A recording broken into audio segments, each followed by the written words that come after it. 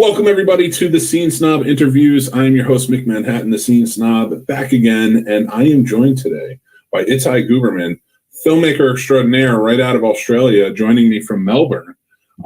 So, Itai, I'm so appreciative that we could get this done and that you came on the show, man. Thank you so much. You are thanks for the invite. Happy to be here.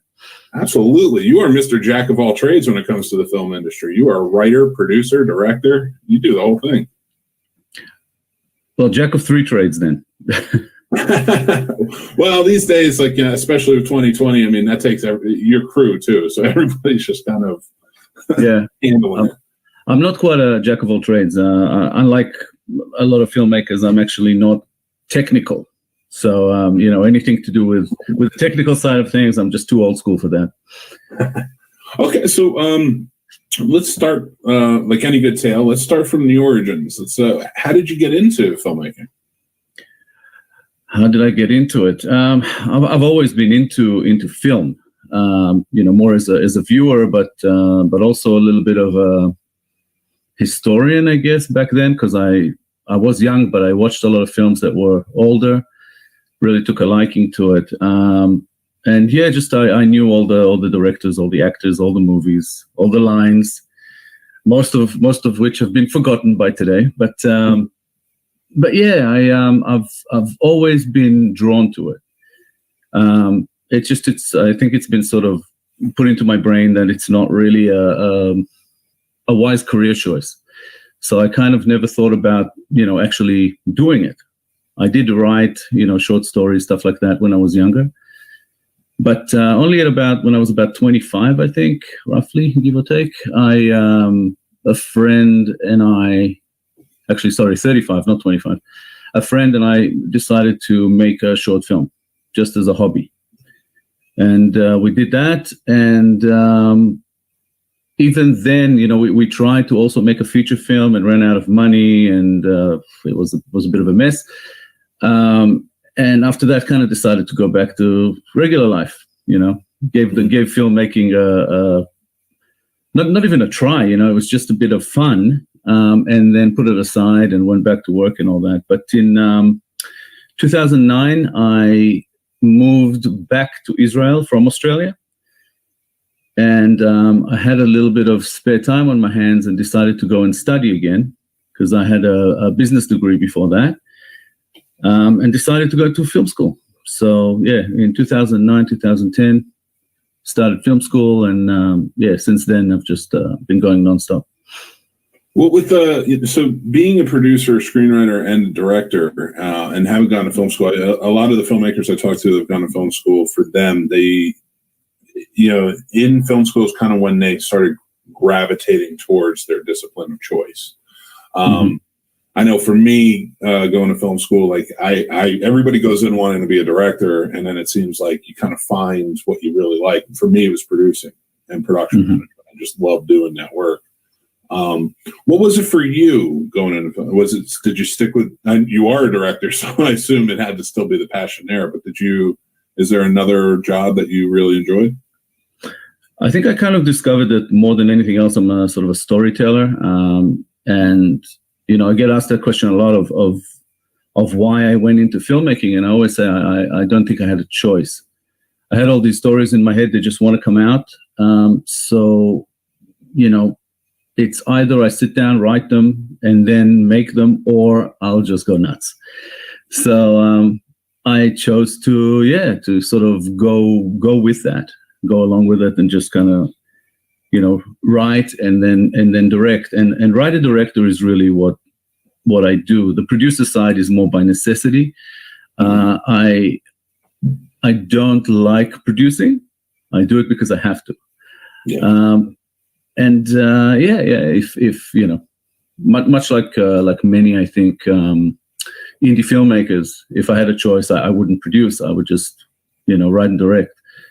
But I was never drawn to anything else like acting or anything like that. I did a lot of other technical as far as on production stuff. I've been a boom operator and a sound recordist and all kinds of things. Any kind of production assistant type stuff. Just helping other people on their productions. More to get a bit of a handle on things, and also to know what it's like to be on that side, when communicating with directors and producers from their end. So it just gave me a bit more of an insight of how to talk to people who are on my casting crew. And got a lot of experience that way, mostly at university, and a little bit afterwards as well.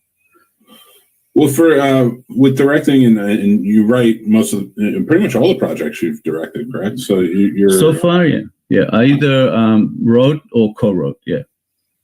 Now, Revelation is the project that you're working with now, and unfortunately, I saw that it was pushed back due to, of course, COVID and a few times, yeah. The 2020 apocalypse, as we are currently going through. But Revelation is a post-apocalyptic horror movie, correct? It is, yeah. And is this your first feature that you're getting set to direct? Well, it was the first feature that I started, but partly because of COVID and partly because it was a decision even pre-COVID, but we were going to do this after Revelation. We made a feature film version of a web series that I made a few years back. We basically collected a lot of material that we had that we didn't use for the series, plus material from the series, plus other things we added, and we made it into a feature film, and that's in post-production, almost completed at the moment. So yeah, so that will probably be my first feature, I guess. And because I have to say it, because like I said, I'm from New Jersey, and the boss is the boss. The name of it is the Bruce Springsteens. Mm-hmm. And for anyone who's listening, it's and when you're looking for it, and you should look for it, it's the Bruised Springs Teen, the movie. So Bruce Springsteen, yeah. So where did before we go back to Revelation, I want to get kind of your, where did you get to come up with the idea for this? The title actually has nothing to do with the show. It's a wacky, spoof comedy kind of thing. Basically, there is a sort of an overlying story to the whole series and now film, but it's very, very wacky, and a lot of the scenes are just spoofing mainly mainstream cinema, a little bit of television. Nice, so, yeah. I like that. But I actually started more in comedy than anything else, writing comedy. Oh, cool. And sort of moved into other things, mainly like thrillers, and then slowly into horror. Which is kind of where I am at the moment. But I sort of go in and out of things. I like variety, so I like to change things up every now and again. Well, that's awesome to hear. For writing comedy and directing comedy, of course, with comedy, it's all about timing. But when you're transitioning into different genres, how does that? What's the process like that for you when you, as a writer and a director? What's the timing difference between both? Because with comedy, I got to imagine it's vastly different than most. Well, comedy is a little bit more precise. If in the writing, it's not so much an issue, but it's more in the directing of it. Yes, mm-hmm. But there's a lot of similarities with horror and comedy. Mm-hmm. You got to kind of hit your mark at different spots. You got to have a certain amount of laughs to have the right rhythm to it, and it's a bit similar with either scares or tension. Mm-hmm. My horror or thrillers, that I've done in the past, don't really rely on scares or jump scares or anything like that. I'm not a big fan, I have to say. Because I'm not a fan of gimmicks. I'm a writer, so story first, and I like the story to hold the film on its own kind of thing. Nice. But definitely, I'm big on a sense of dread and tension, and I think I have a bit of an attraction to things that are darker, even in my comedy.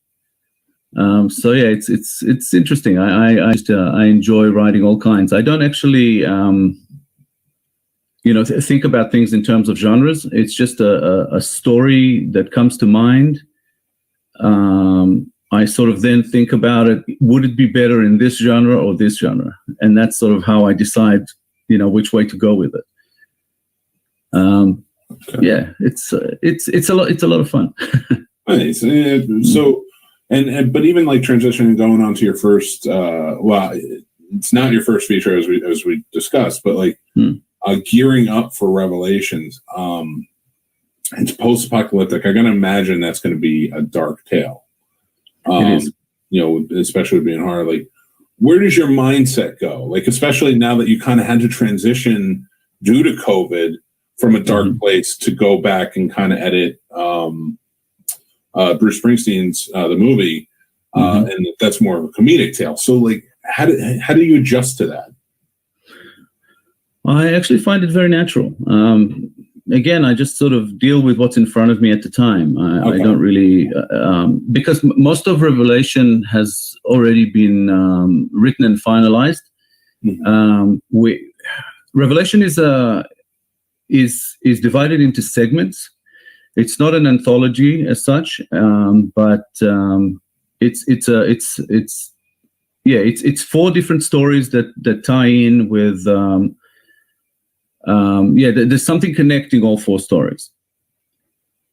The first one is Ivy. That one was actually released as a short film to festivals, because we wanted to kind of test the water, see how people respond to the material, and it did really well. It has close to 40 official selections and about 10 awards, and it's all, I submitted it to maybe 60 festivals. So a lot more than my other films, but still not as much as generally people do now with these types of films.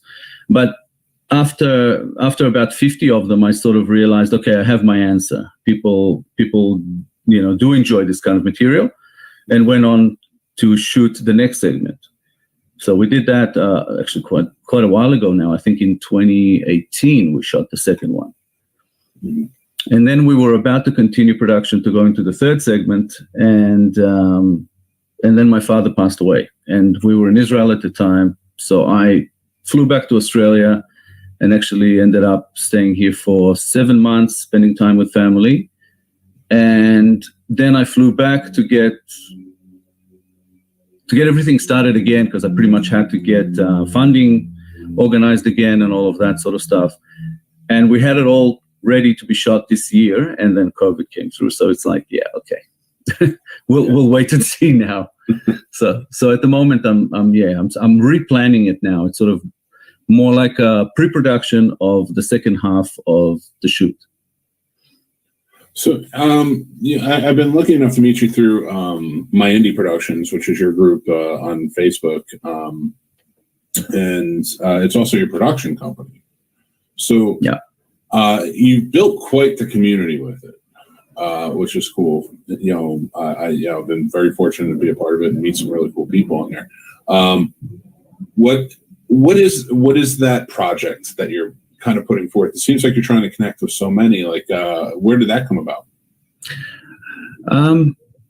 It basically came from my own personal experience when I started looking into indie filmmaking more seriously. We shot a film called Third Temple, and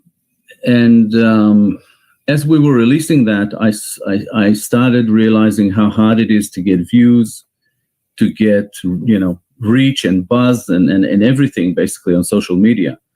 So I started experimenting with things, and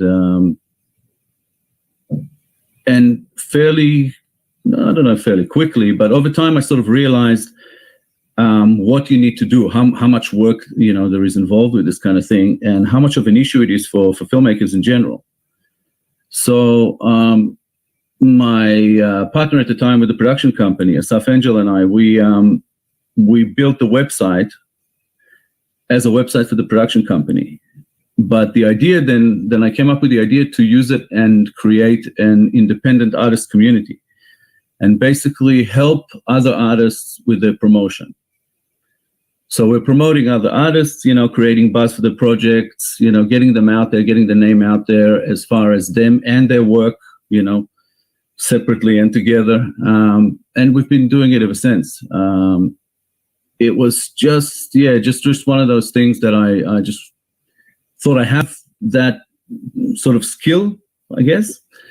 So I wanted to use it to help other people out. I just figured that if I have a small audience and another artist has a small audience, and all the artists that would be on this in this community have an audience, we will sort of pull all these audiences together, and then everybody would flourish. That has been successful to an extent. It doesn't quite work that way. People do still feel like they need to compete with other filmmakers. There's a lot of negative stuff going on in the background, but also a lot of positive stuff. So it's been, on the whole, it's been great. So, and it is nice. And I've always pushed for, especially like filmmaking or like, I do with the podcasting and the videos, like collaboration is key. I think too many kind of come in with the mindset of, it's kind of a competition, but it really isn't. It's like, you got to collaborate. And I like that. I like that you're building that. You're building out that collaboration. So how has that, through 2020 and everything going on, how's that positively affected you? Like, have you met a lot of good people to collaborate with? Definitely, yeah. Quite a large network, mostly in the US, which is funny because I am from Israel and from Australia, and my audience is in the US. Most of the support has come from there. Some from Canada and a little bit from Europe, UK, mostly. But Israel and Australia, not so much. So let me ask you this too, because you're crowdfunding on the website, on the My Indie Productions website. I want to put that out there so people who are listening or watching, can go check it out. All of the websites and links are going to be in the description, so you can click on any of them. Anybody listening, but so you're doing a private fundraiser on the website, and it's interesting to see because I haven't seen that in a while because of all of these different, GoFundMes and Kickstarters and stuff like that. How's that working for you? That seems like a really cool idea. In theory, it's a good idea. I think people have a problem with it. I think people like to see that, logo of, say, Indiegogo or Kickstarter or something like that. They like to know it's an organized campaign in a different way, I guess. Yeah. My way of thinking was actually to give people more for less. So basically, they don't have to pay, $25 to get a view of something, some kind of a link to view a film, or pay, $15 for just a thank you, on social media or something like that. I tried to basically give them more, and for less. I had Ivy on for a couple of weeks as part of this campaign, and charged $6.99 to view it, and also gave people, a thank you on Revelation, a thank you credit in Revelation on IMDb, and social media shout out. For that kind of package, on most crowdfunding websites or platforms, campaigns, you pay a fair bit. Mm-hmm. Here, that wasn't the case. It was, $6.99. But not that many people, not as many as I hoped for, I guess. And now what I'm doing is basically, we have a store, myindiestore.com, where we sell all My Indie Productions merchandise, and there basically any purchase will get the same stuff. They'll get the thank you, credit on Revelation and on IMDb, and the social media shout out. No more Ivy though, that's gone. Well, I will say this, just looking through it and seeing everything, you got some cool stuff on there. Cool hats, cool sweatshirts, t-shirts, coffee mugs, which I'm a big coffee mug mark. You got coffee mugs, I'm always all about them. You got some really cool stuff on there. So like, everybody go check this out and support indie filmmaking. That's what it's all about. My productions, My Indie Productions is where to go. Let me give the full website. I know it's in the links, but myindieproductions.com. Yep. So now it's when you're, I want to get more to the creative side of things, especially for you, from a directing standpoint. We talked a lot about the writing and the storytelling there, but when you are directing, how important are like storyboards to you? Do you draw everything out yourself? Do you work with somebody to do them? Like, how do you visualize when you get out there? I know some people go out with the still photographer and just try to get pictures of it and everything. Well, personally, I do a lot of that in my head in a way before I even write the script. I need to see the film in my head from start to finish before I sit down to write it. I'm not one of those writers who goes on a journey, and the characters go wherever they go, and the writer doesn't know the end before he gets there. I know the end. I know exactly, what the film is supposed to look like. Otherwise, I don't think I'd write it. I would feel like it's a bit of a waste of time in the way that I work. But after I do that and I have a script, I generally would work with the producer and start, when location scouting, I usually take a lot of photos because I factor those into a storyboard type of situation. Later, when I hire a cinematographer, I would do most of that with the cinematographer. We would look at the location photos and also work out, all the camera angles and map it all out. Because with any production, planning is key. If you're not prepared, there's gonna be problems, delays and all kinds of stuff. The more prepared you are, the better. A lot of people like to wing things as well, with scripts, let's improvise. No, let's not, learn your lines. But I'm also very collaborative in that way, also with the cinematographer and with actors. When they have ideas, I will always listen. And my way of compromising is usually to shoot both. My way and their way, and then when in editing, we'll see which one works best. It's the safest, and it's actually less time consuming than talking about it on set. I prefer to it's like, it's an interesting idea, it might work, let's just shoot it, we shoot that, we move on. That's sort of how I work. I have to say, so far I haven't gone too deep into storyboarding in the way, with using different programs and stuff like that. And I do come prepared, but it's all sort of sketched out, sometimes by hand. Sometimes it's more about camera angles than anything else. But we always know how we're blocking the shots and how everything is going to be done. Okay. So nice. I'm a planner that way. I like to play it safe when it comes to. That's smart. I mean, there's so much money involved. Yeah. Alfred Hitchcock was the greatest, one of the greatest of all time, and he said, like, if I die, my rap book you can film the same movie that I wanted. Like, he was that meticulous in planning. So I think that's a great thing, especially coming from a standpoint of like somebody who loved production management and producing. Like, any director saying that is just a breath of fresh air, I think. Yeah. I think that's how it should be, because even though it is an art form and all, it also has to be looked at as a business, because a lot of the time you're playing either with other people's money or with your own. And I use the word playing, but you really can't play around with that. The less prepared you are, the more it's going to cost.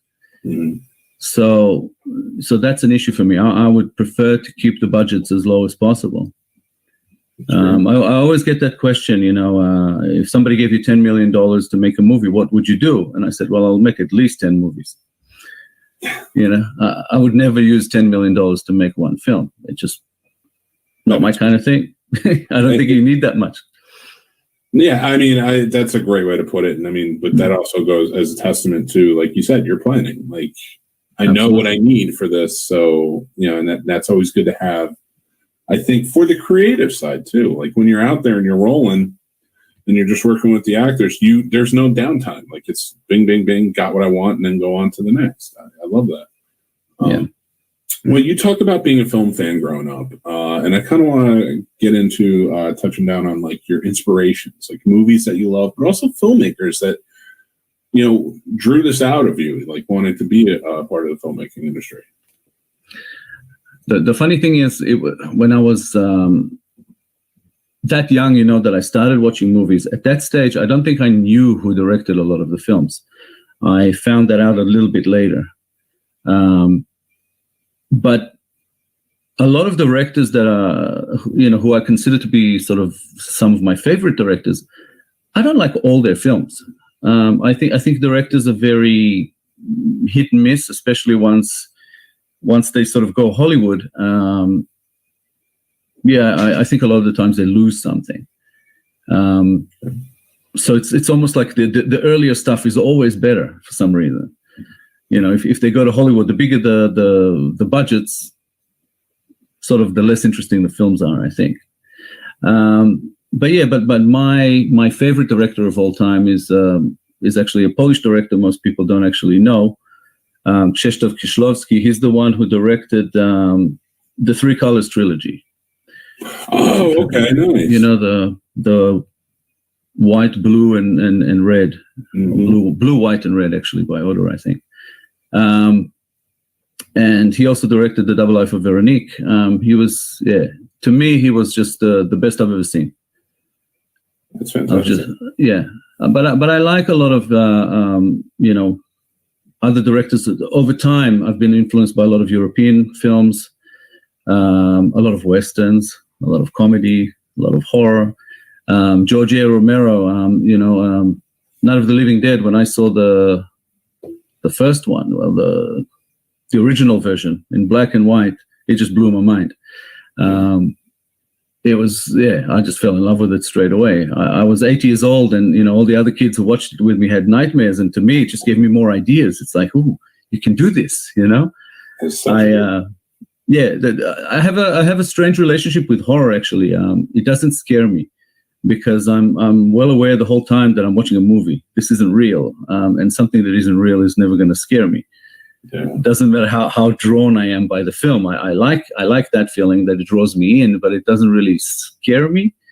But I do find it very, very interesting. And Night of the Living Dead was the one that got me started in that direction. Before that, I was more, Sergio Leone, westerns, very, very much into that. Mel Brooks comedies. Love that stuff.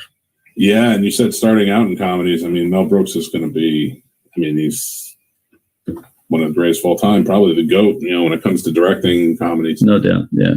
Those are some great pulls. So was there, I know talking to a lot of filmmakers too, like,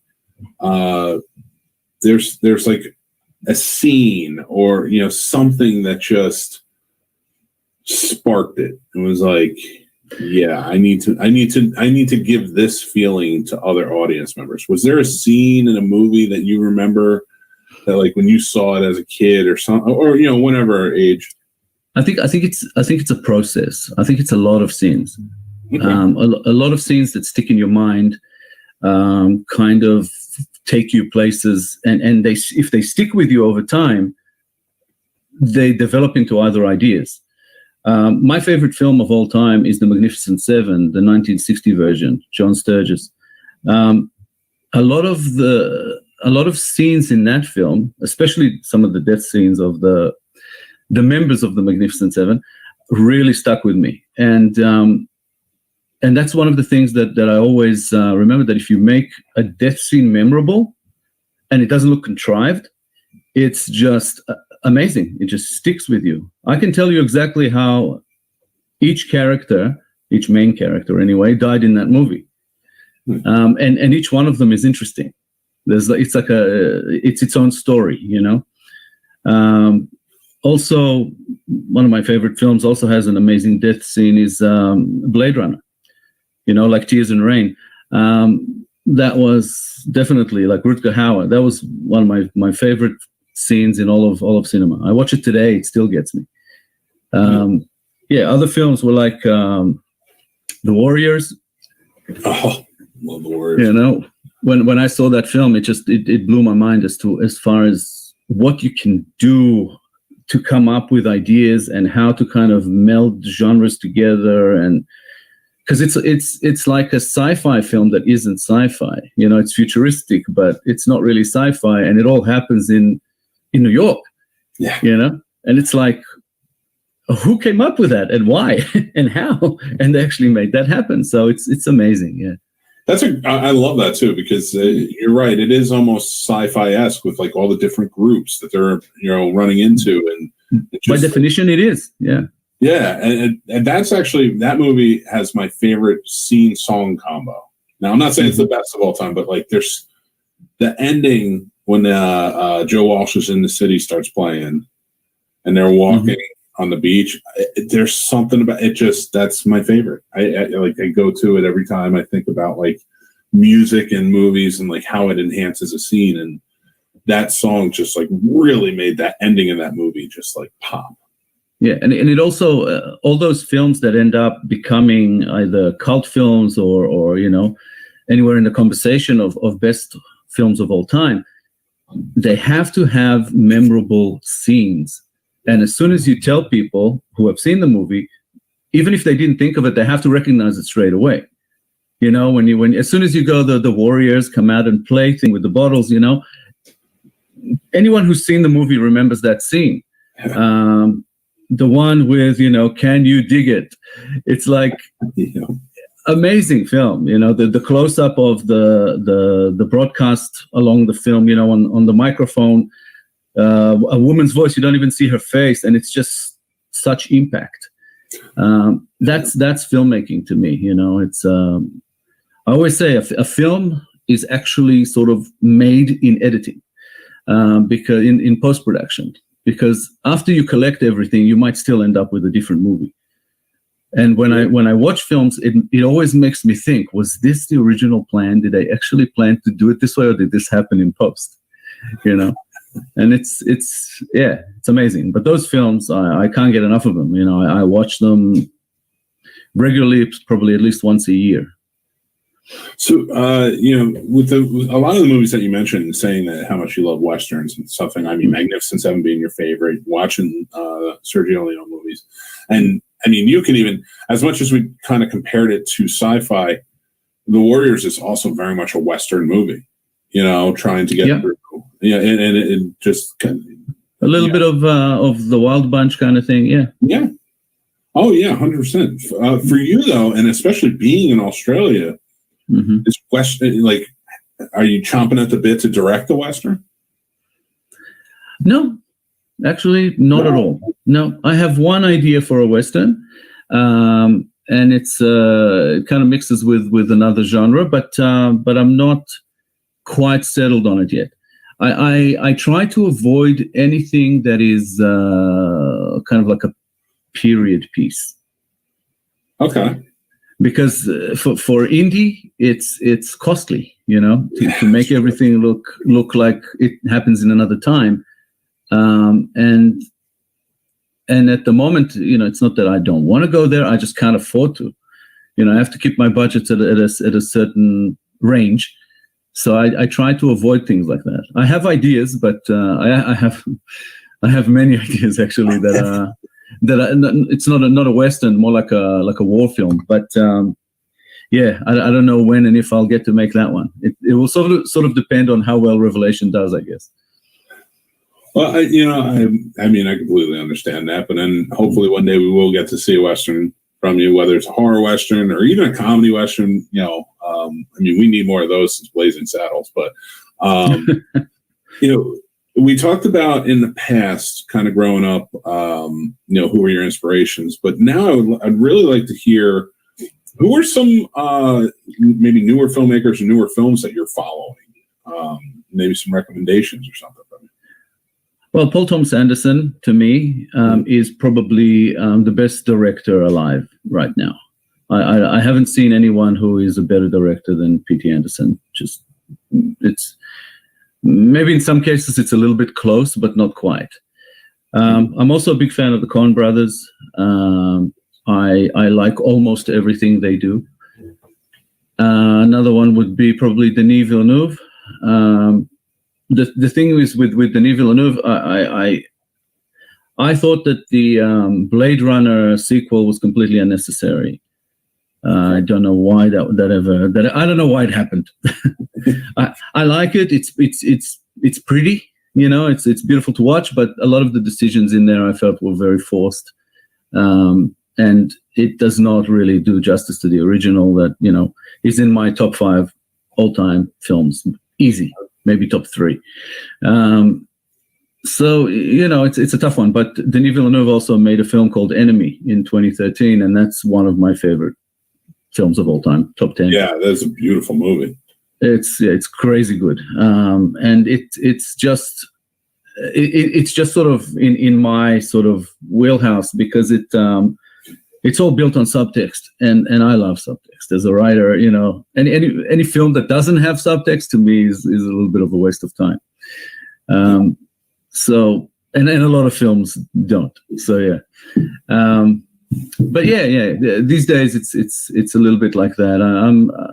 I like Ari Aster as well. He's done some interesting things so far, but still young. But in general, I am not a huge fan of filmmaking, of films that come out these days.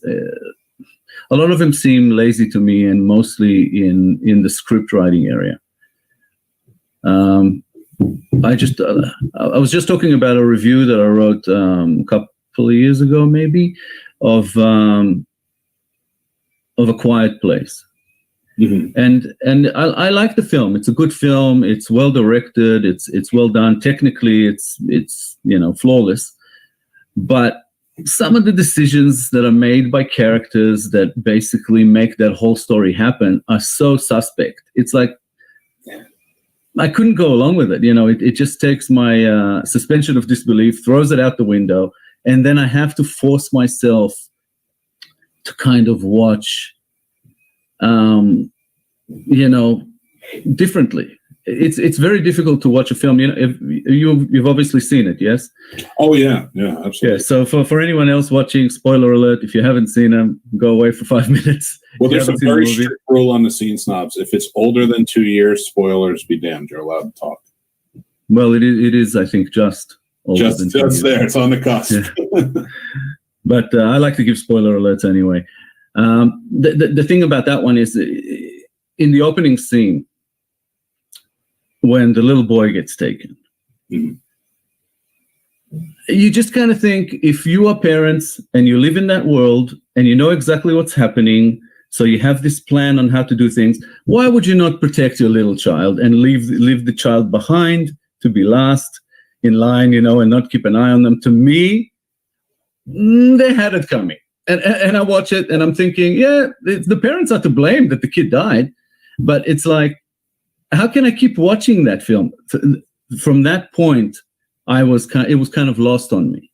I kept watching anyway, and the film did improve. But the premise of the film really depends on that scene. And it's like, yeah, okay. Yeah. And, actually, if we can get into that a little bit, because I would love to hear your opinion on this. I was talking to a friend of mine about that scene, that very particular scene. And I said, it's unbelievable, like you're stating, and but not even for the kid being all the way in the back. That doesn't make sense to me, but I can let that go. That's a suspension of disbelief. I can just let go. All right, maybe it's in the back. But I grew up like pretty poor in the ghetto. And I've had this conversation with friends and my wife and stuff who've grown up in like suburbs, stuff like that. Like, if you grow up a certain way, it's almost like surviving is a little bit stronger of an instinct, especially in kids. Like, I would pass by driving down the street with my wife, and like there's a mother walking down a very busy street, mm-hmm. With like, maybe 4 or 5 kids or something, and they're just kind of wandering. And she's like, well, I don't understand why they're wandering. I'm like, because they have to. Maybe she doesn't have a car. Maybe mm-hmm. she's walking to the bus. But the kids have to. We had to do that growing up. So I was like explaining to her, I was like, we knew not to get in the street.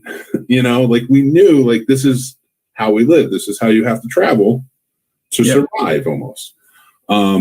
And that scene for me is, if you're in this world for even a year, 2 years, maybe. This kid knows not to put the batteries in the thing. This kid knows not to grab a toy that makes noise. Mm-hmm. And for him to stop to put the batteries in so he can play with something that makes noise on the road, that's what makes no sense to me. It's not going to happen. See, I was the other way around. I was kind of almost willing to let that go because it's a little kid. Mm-hmm. But because the kid gets taken, so the kid is lost in that in those first few minutes. Yeah. But the parents stay, and you get to know characters, and you go, if these are the two parents that I'm being shown here, there is no way that they would have walked like that with their kids. One of them would have been in the front, one of them would have been in the back, and they would have kept an eye on them at all time. That little kid would have probably been on the dad's back. He wouldn't have been walking. And that it's like, and I just think that's just, to me, lazy filmmaking.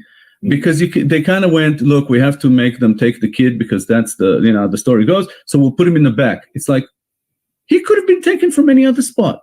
Yeah. It doesn't matter, because they go after the noise. Why did he need to be in the back? He could have been in the middle, and they would have taken him and not the others because they wouldn't have heard the others. Actually, I think it would have added a layer to it if he was in the middle and like maybe the two older kids were on either side, in front and back. And once they heard the noise, they kind of just reacted to move away from him. Yeah, they froze or something like that. But you can easily take out the batteries and the sound of the toy in that just by he took a toy, he dropped it on his foot, and maybe said, "Ouch." Yeah, but if I wrote that scene, I would write the kid in the middle. For whatever reason that the noise was made, I would have the two other kids run towards him, but the parent in the back and the parent in the front hold them back. Because they knew that the little kid is lost, they didn't want to lose all three. Now that would be consistent with the characters and the film, but nobody thought about it in this production that was, however many millions of dollars. They couldn't, put that together. That upsets me. And I start watching the movie and I'm actually like angry at the screen. I'm like, okay, right. Why not make this a perfect film? Why make it a good film? And again, it had to kind of redeem itself. And at the end, there's also, there are other scenes where, the decision-making is very, very suspect. Yeah. I mean, there's a lot. The only thing I kind of, at the end of the film, there's so much kind of chaos going on and they're fast thinking. I can see mistakes being made in that sense. But I love what you just said. I love the fact that like he's in the middle and they have to hold back the other children, so that I think that would have added such a layer to it. That absolutely, it's a lot. The scene is a lot more dramatic. It's already more interesting. And even being a father like myself, like I couldn't even fathom doing that. But in that element, But that's the thing. I watched it and I think, if I would have read that script and been part of that production, I would have said, why are we doing this? Why can't we do this instead? It makes a lot more sense. Mm-hmm. And I always think if I saw this, there must have been someone there who at least should have seen that. And for whatever reason, there wasn't. And that makes me suspicious and a little bit upset. It's like so many millions of dollars. You can't get the right, people giving counsel to whoever was working there, Yeah, that's I think that is, it seems to me like you're the type of guy who does take counsel. Like if you're working with people. Absolutely. Yeah. And I think that's important. Again, that's that collaborative spirit. And I think a lot of filmmakers, like we've talked about earlier in the interview, there's some people who are just, they make the wrong decisions. They make, on their movies and stuff like that, because they don't consult with anyone. That's usually the case. The urge not to consult is a big one because it's your ego, and your ego is telling you, hey, you wrote a masterpiece. This is the best thing since sliced bread. Let's take this to production. And because indies, much like me, fund most of their productions, you kind of want to just push ahead with it. And if anybody tells you that there's something wrong with it, you don't want to listen. And that's what happens with, I'd say, 95% of the films that come out in indie. But when I write a script, I think, yeah, it's ready. Let's go to production. But then what do? I sort of stop myself and go, hang on a second. You have to get other people to read this. And I also do it after the first edit. I show it to people before it goes out because I want to hear what other people have to say about it. Nice.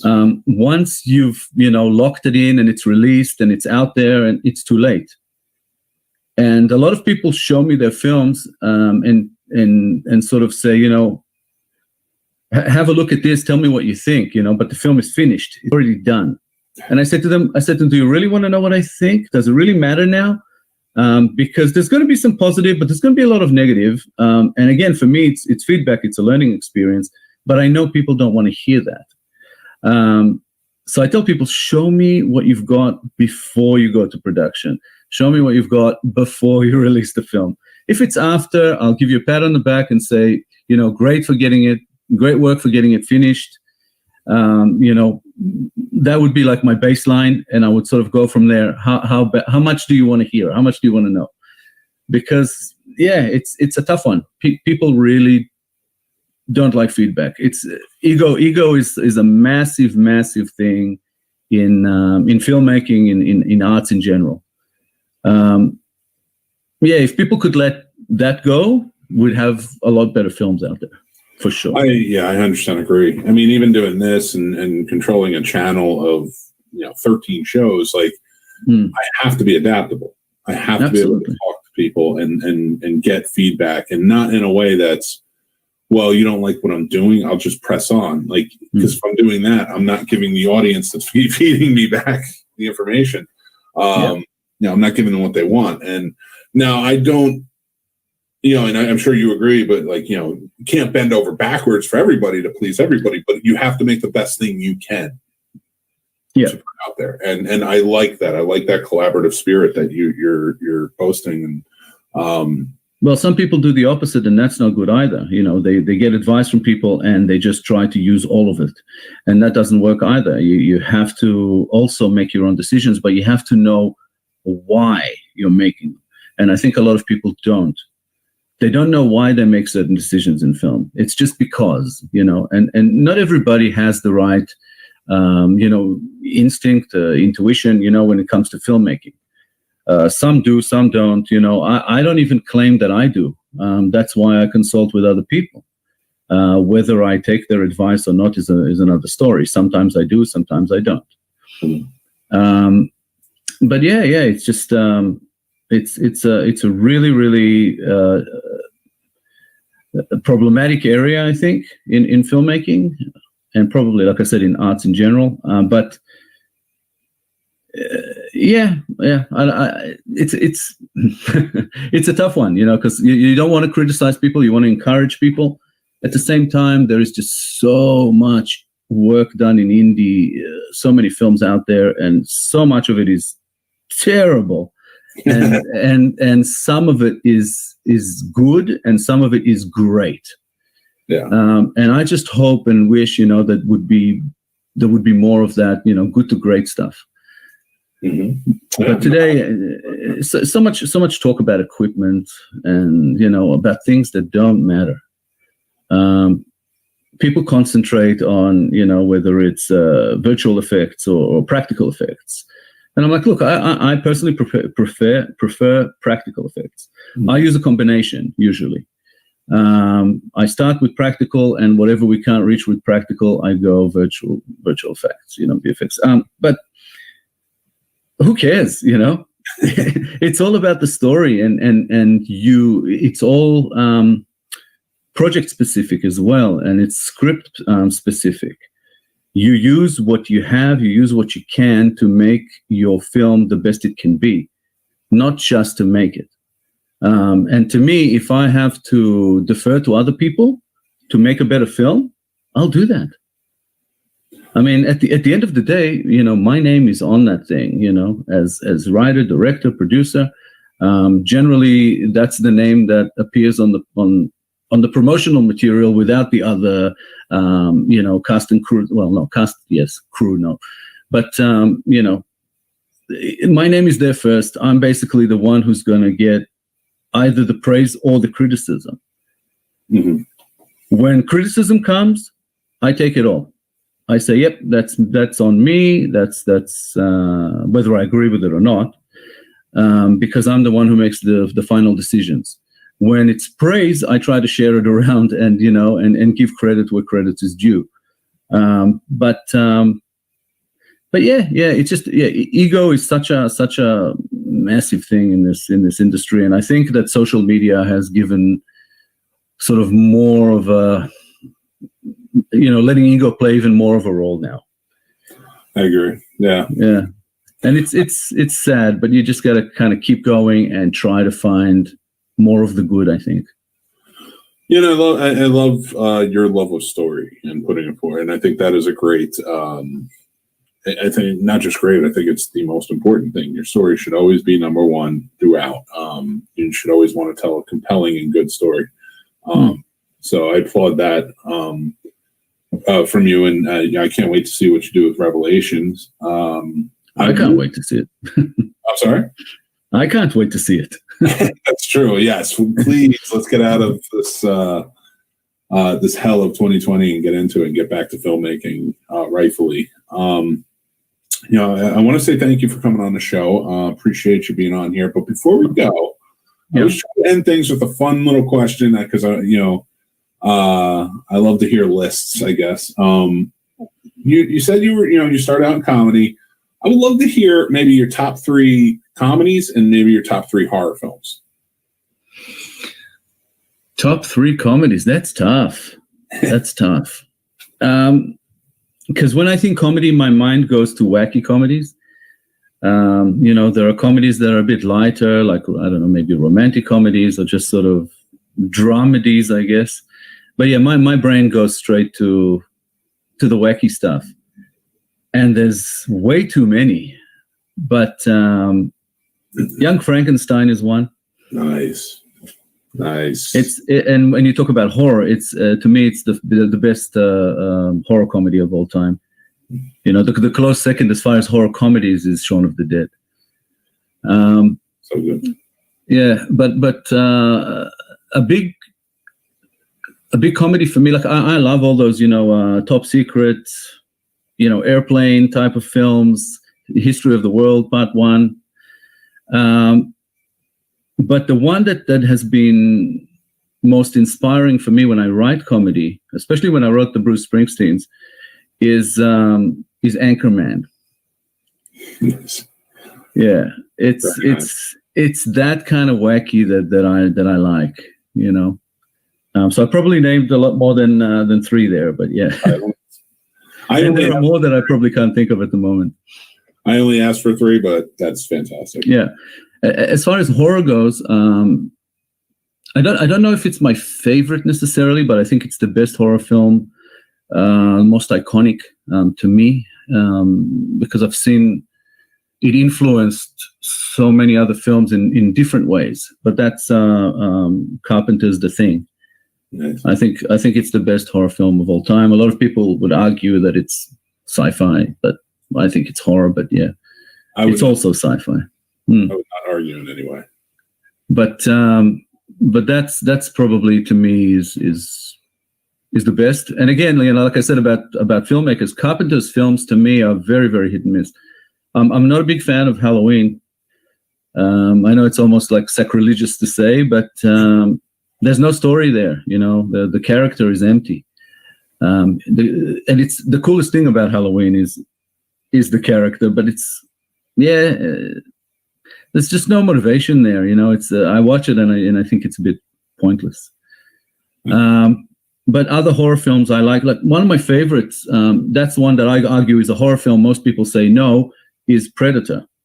Oh, so good. I think it's a classic monster film. Yeah. And it's just so cool on so many levels. I love that film. I love Hereditary. of the more recent films, and I do like the direction that a lot of the horror purists don't like, that horror is going into, where it's sort of a lot more psychological, sort of meta horror. I really do enjoy those kinds of films. Nice. I mean, those are all really great choices. And you can see the influence of good story. Like, again, we were talking about like good stories that go with it. I really, fantastic choices and great inspirations, I'm sure. So this has been awesome. I mean, this is going to be indie filmmakers need to watch this and learn more from you, because you've offered up some fantastic advice during this interview. Thank you so much. My pleasure. Thank you for having me. It's really been a lot of fun. And now, everybody watching, please, go out and support myindieproductions.com. Support Revelation. It's very important. Always, we are huge on fostering indie spirit. Supporting indie filmmakers along the way. Especially with everything that you're doing and in filmmaking and your just the way you go about it. Like I support you, and you can get some really cool stuff from the website too. The hats, the sweatshirts, everything. They all look really awesome. From the store, yeah. Yeah. All those links again will be in the description. Now, is there where on Twitter and Instagram or Facebook can we all follow you? On Twitter, you can find at myindieprod. You can also find me there at Itai32. Generally we have Instagram, but we haven't been using it as much. Instagram has not been as good for us as far as the way we work. So it's also too many platforms gets a little bit busy at times. It's too much to keep track of all of them, especially since I do most of that. So it's it doesn't leave me a lot of time to write reviews and scripts and stuff like that. So I just had to kind of let that go. I will probably get back to it at some stage. But as far as what we have running right now, with the Bruce Springsteen's film that we are almost finished with, we're kind of working out a distribution strategy for it. We're with Angerman Distribution. I'm actually part of that company, and we're looking at potentially doing a physical release for the Bruce Springsteens, but it will kind of depend on demand. So if people hit us up and say, yep, we want a physical copy of this, then we will probably try to get a pre-order going within the next month or two. All right, fantastic. And when you do, please send us links so then that way we can put them up on the Scene Snobs and people can support there as well. Absolutely. So fantastic. And once you get rolling, please come back and come talk to us about how production's going and everything else. Absolutely. I always make myself available. I love talking film. Most people who know me know that when I start talking film, it's very difficult to shut me up. So, well, we have plenty of shows where we do that, and you're always welcome, of course. So I'll be happy to. Itai Guberman. This has been the Scene Snobs interviews. Thank you, everybody, for listening and watching. You go help out with Revelation and myindieproductions.com, and just support indie filmmaking. It's so important. And I thank you again for joining me all the way from Melbourne. That's my pleasure. It's Monday for you there, so hopefully the rain has gone away. I mean, I'm in Virginia. It comes and goes. It comes and goes here. I'm in Virginia, so hopefully maybe you have our rain tomorrow, and it's gone here.